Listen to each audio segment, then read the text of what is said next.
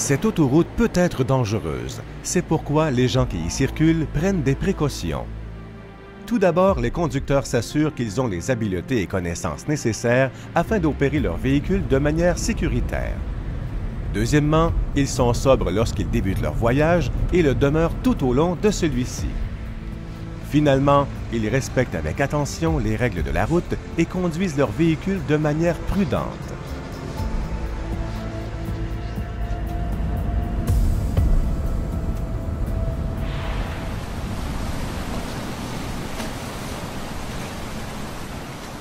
Une voie navigable peut être tout aussi dangereuse qu'une autoroute, particulièrement si l'on se trouve dans une petite embarcation de plaisance. C'est pourquoi il est tout aussi important sur l'eau que sur la route de faire de la sécurité la toute première priorité. Assurez-vous d'avoir les habiletés et la formation nécessaires afin d'opérer votre embarcation de manière sécuritaire. Conduire votre embarcation alors que vos facultés sont affaiblies peut vous coûter la vie.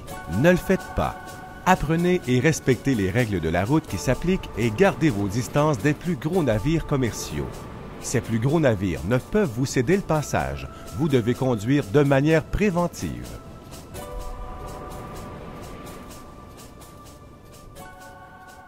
Par l'entremise de la technologie opérée au Centre de simulation maritime des pilotes du Bas-Saint-Laurent à Québec, nous pouvons nous transporter sur le pont d'un grand navire commercial et voir de quelle manière les embarcations de plaisance sont perçues. Montons donc à bord d'un navire commercial en compagnie d'un pilote maritime afin d'apprécier sa perspective. Si le champ de vision du pilote à partir du pont est toujours limité de quelque manière, cette contrainte varie en fonction du fait que le pilote se trouve à bord d'un pétrolier, d'un navire de marchandises générales ou d'un porte-conteneurs. La visibilité varie aussi s'il s'agit d'un après-midi ensoleillé ou d'une journée pluvieuse ou si nous sommes de nuit. Ces contraintes de visibilité et dans le champ de vision à partir du pont des navires commerciaux sont des facteurs très importants lorsqu'on considère comment la sécurité peut être assurée quand ces navires partagent un plan d'eau avec des embarcations de plaisance.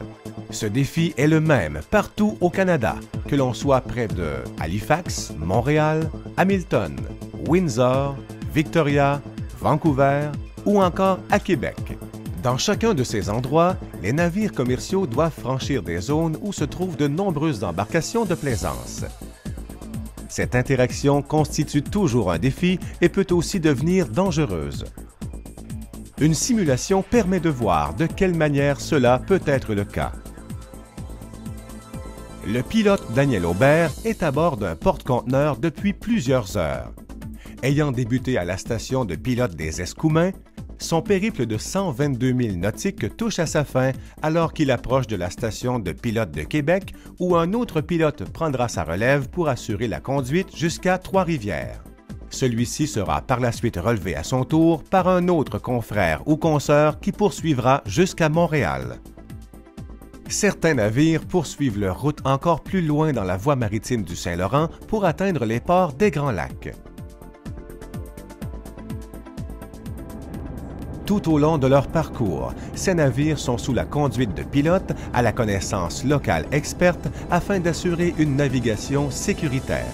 Il en va de même en Colombie-Britannique, le long de la côte ouest canadienne, ainsi que dans les principaux ports de l'Atlantique. Ici, à l'approche de l'endroit où s'effectuera le changement de pilote devant la ville de Québec, la situation sur la passerelle est tendue.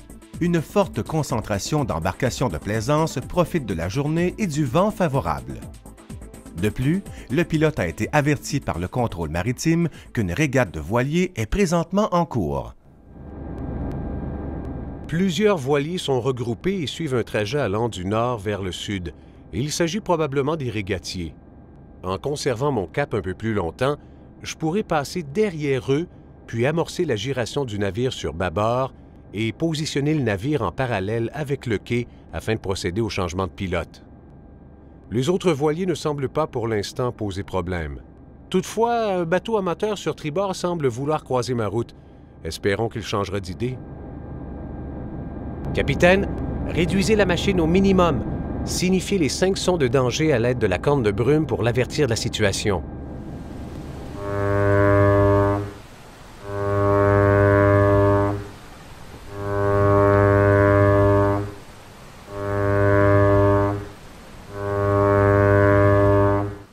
On dirait qu'il va traverser à l'avant. Émettez 5 sons brefs à nouveau.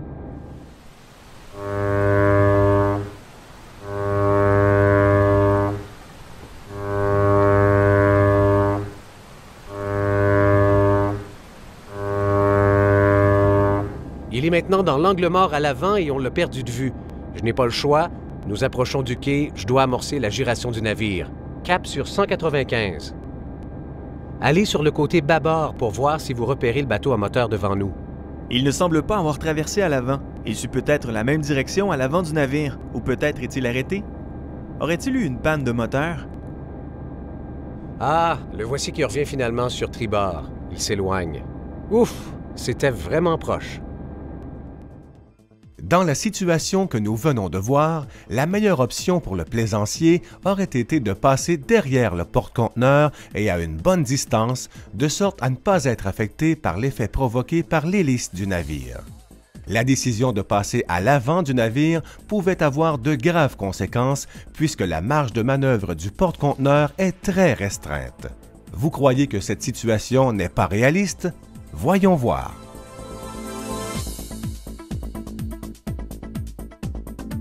Le pilote se trouvait dans une situation où il ne pouvait voir l'embarcation de plaisance puisqu'elle se trouvait dans la zone à l'avant du navire où existe un important angle mort. Cet angle mort peut atteindre jusqu'à 500 mètres. Une manœuvre sur bâbord aurait pu rendre la situation encore plus dangereuse si l'embarcation de plaisance avait décidé de croiser à l'avant du navire. S'il avait plutôt opté pour une manœuvre sur tribord, la situation aurait pu s'avérer tout aussi périlleuse si l'embarcation de plaisance avait décidé de rebrousser chemin.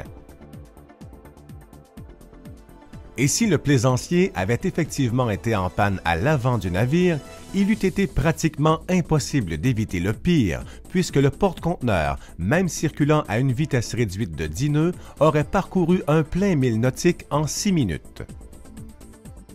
À cette vitesse, si l'embarcation était à 500 mètres à l'avant du navire, dans l'angle mort, il n'y aurait que 3 minutes pour éviter une collision. C'est bien peu. Dans la deuxième simulation, le navire Aurora s'apprête à rencontrer le Somerset dans un chenal restreint. Voyons comment le pilote Bernard Grondin doit composer avec la présence d'une embarcation de plaisance se trouvant au centre du chenal. Capitaine, nous allons bientôt rencontrer le Somerset dans un endroit où le chenal n'a que 245 mètres. Nous allons aussi devoir surveiller de près le voilier qui est présentement à l'avant en espérant qu'il s'écarte de notre route. Il s'agit ici d'une situation vraiment délicate. L'Aurora doit se positionner à la fois pour rencontrer le Somerset et, en même temps, dépasser de manière sécuritaire le voilier. Mais que fait le voilier? Si seulement il pouvait naviguer en bordure du chenal plutôt qu'au milieu. Monsieur l'officier, signalez les 5 sons brefs.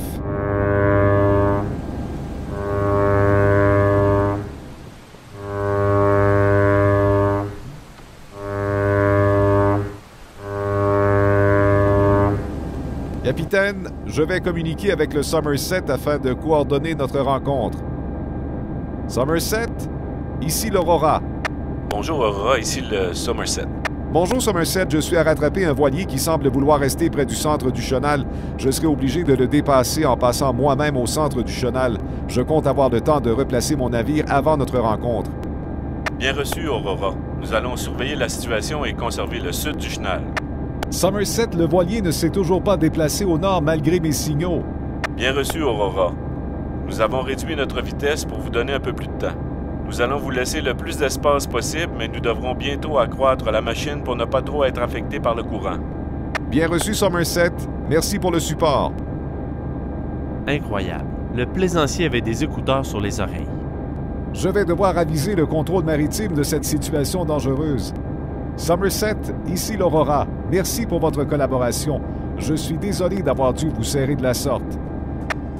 Le bon sens exige que les embarcations plus petites et plus manœuvrables cèdent le passage aux navires commerciaux plus gros et difficiles à manier. La loi l'exige d'ailleurs. Les navires de longueur inférieure à 20 mètres et les navires à voile ne doivent pas gêner le passage des navires qui ne peuvent naviguer en toute sécurité qu'à l'intérieur d'un chenal étroit ou d'une voie d'accès. Règlement sur les abordages, règle 9b.